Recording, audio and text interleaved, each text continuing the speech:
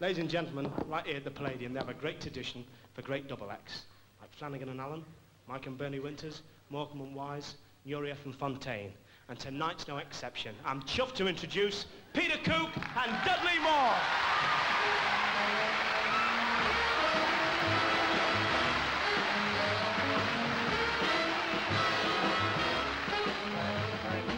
Red, blue, green, red, blue, green, red.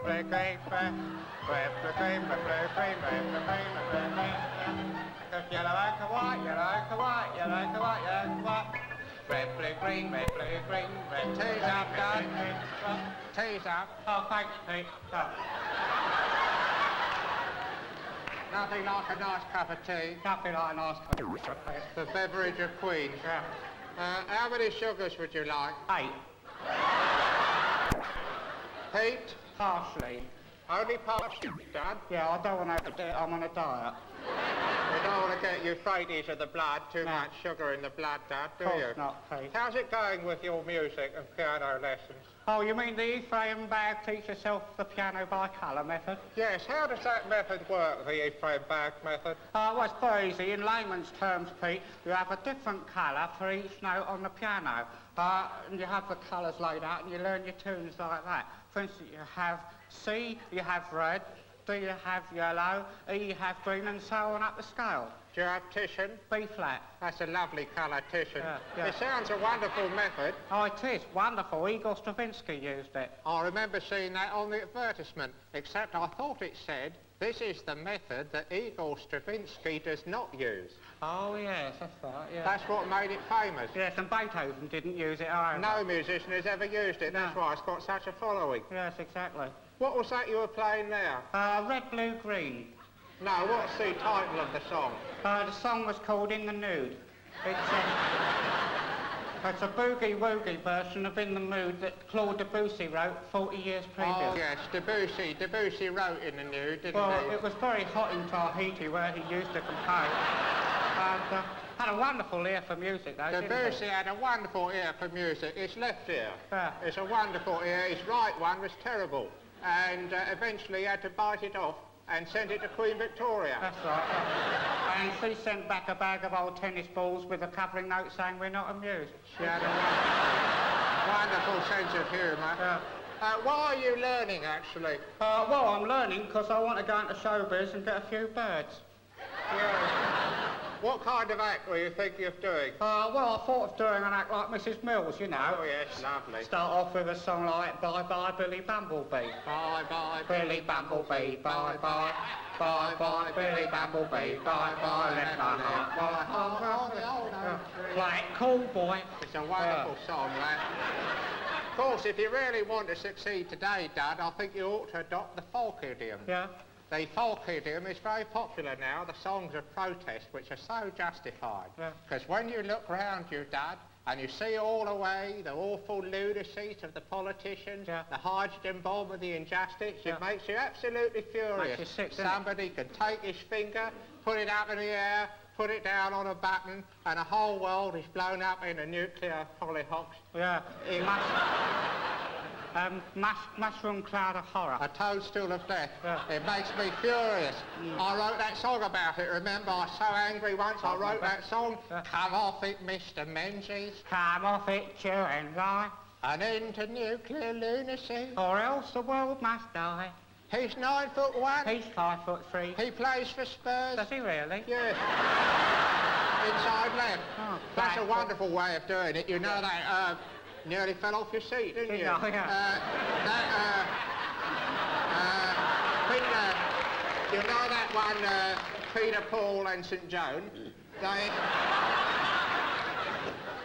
make over £5 a night with that stuff. Really? They did the answer, my friend, is blowing in the wind. The answer is blowing in the wind. Yeah. Lovely. I was listening to that one day in the kitchen. It was a lovely sunny day. Yeah. I looked out the window. The sun was beautifully there, the clouds scudding across it. Little children playing with their hoops in the meadows. Precisely. Birds twittering in the sky. And a bit of a wind going. I heard this. The answer, my friend, is blowing in the wind. So I thought I'd pop outside and see if it was. And sure enough, fluttering from over the horizon came a strange white piece of paper blowing over Shadwell Heath.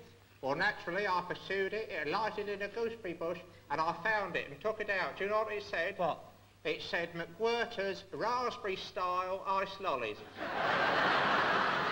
The answer, my friend, is McWhirter's raspberry-style ice lollies. It's not a very good answer, is it, It's a rotten answer. If that's the answer, I'm not going to ask the question even. It's a rotten answer. Of course, if you're thinking of entering the ephemeral world of show business, Dad, you must beware to keep holding the values. Yeah. Because it's a strange artificial world. Behind the glamour and the glitter lurks the heartbreak. Yeah, behind the clown's happy mask lurks a tear of tragedy. The continual tear of tragedy. Everything's so artificial and false. I mean, take Kirk Douglas. Yeah. What do you think of when you think of Kirk Douglas? Dimple. Dimple. Dimple springs to your lips. Springs to his chin. Do you know what that dimple is? What is it? What is it? That dimple, it's a wart. It's not. It's a dimple. It goes in. No, it's a wart. It goes out. But what they do in Hollywood is they photograph it in double reverse, triple negative, and it comes out or goes in looking like a dimple. Oh, yeah. It's the same with his nose. His nose goes in as well. Well, he's got an ingrowing nose, has he? Yeah. He nearly kills himself every time he sneezes. Of course, you know, the same sort of artificiality can be found with Sonia Henney, the skater. Oh, Sonia Henney. She couldn't skate a note. Not a note. They used to stand her up on one leg and move the ice rink round underneath her.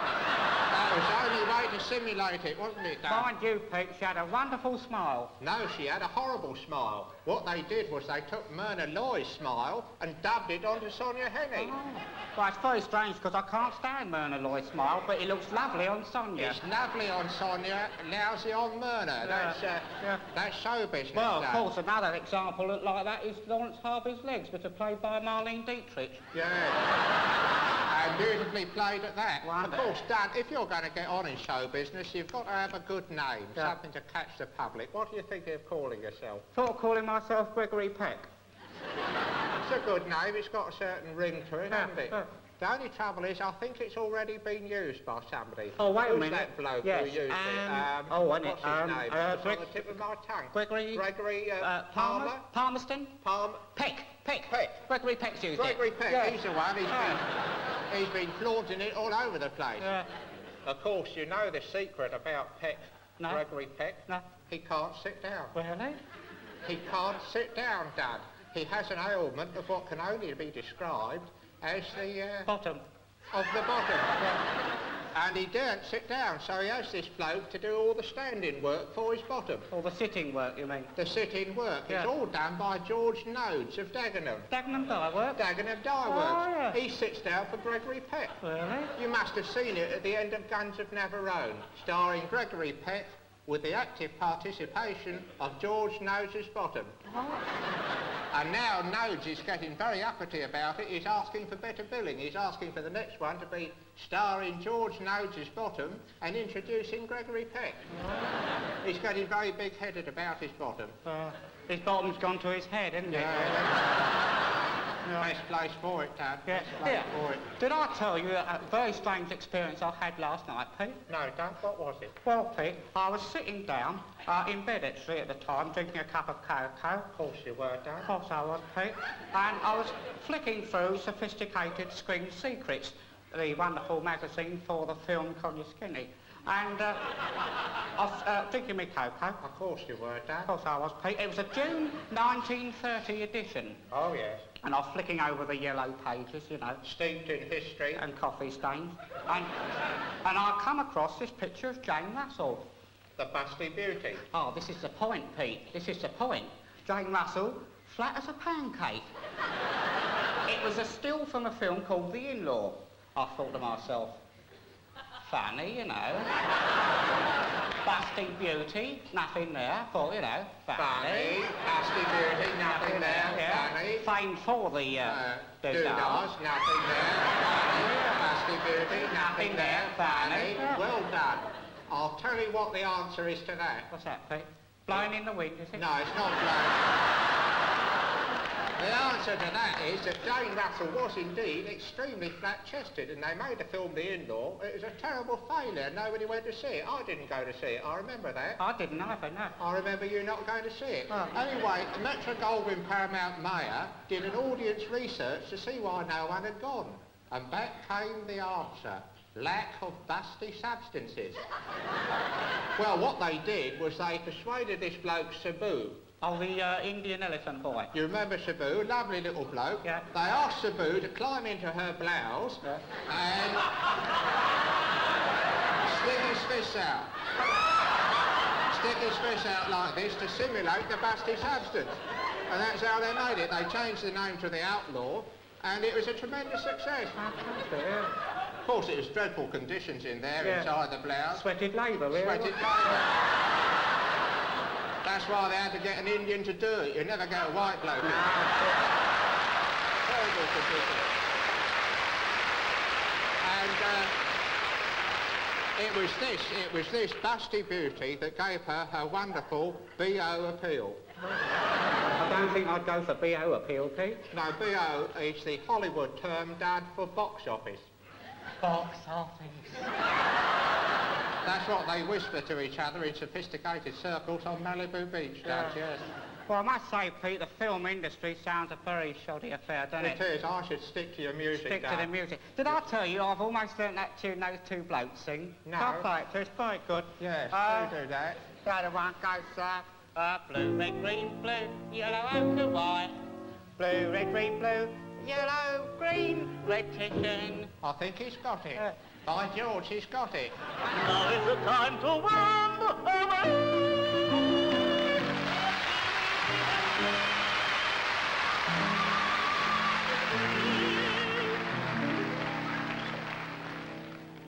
Goodbye, goodbye, living you, give it up. Goodbye, let's have good time.